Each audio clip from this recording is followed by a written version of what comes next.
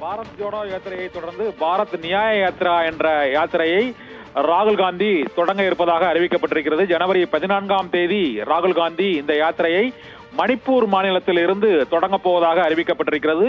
ஏற்கனவே 4080 கிலோமீட்டர் 12 மாநிலங்கள் வழியாக கன்னியாகுமரியிலிருந்து காஷ்மீர் வரை பாரத் ஜோடோ யாத்திரையை ராகுல் காந்தி மேற்கொண்டார்.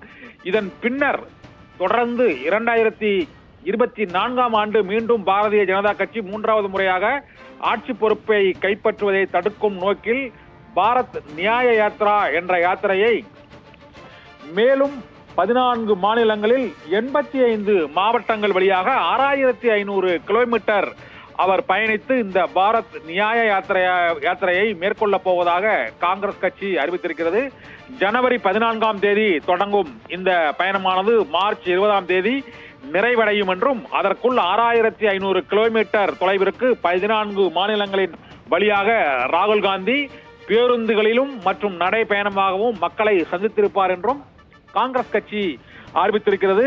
பாரத் ஜோடோ யாத்திரையின் வெற்றியை தொடர்ந்து பாரத் நியாய யாத்திராவை ராகுல் காந்தி ஜனவரி 14ஆம் தேதி மணிப்பூர் மாநிலத்தில் இருந்து தொடங்குகிறார். வன்முறை பாதித்த மணிப்பூர் மாநிலத்தில் இருந்து தொடங்கும் அந்த பாரத் நியாய யாத்திரையானது மகாராஷ்டிராவில் 14 மாநிலங்கள் வழியாக பயணித்து மார்ச் 20ஆம் தேதி நிறைவடையும் என்றும் 6500 கிலோமீட்டர் அவர் இந்த பாரத் நியாய யாத்திரையில் ராகுல் காந்தி மக்களை சந்திக்க இருப்பதாகவும் காங்கிரஸ் கட்சி அறிவித்திருக்கிறது. ஏற்கனவே பாரத் ஜோடோ யாத்திராவில் கன்னியாகுமரியில் இருந்து காஷ்மீர் வரை 12 மாநிலங்களில் 4080 கிலோமீட்டர் 150 நாட்களுக்கும் அதிகமாக நடைபயணமாக சென்ற ராகுல் காந்தி அடுத்த யாத்திரையை 2024 நாடாளுமன்ற தேர்தலுக்கு முன்பாக நிறைவு செய்ய இருக்கிறார்.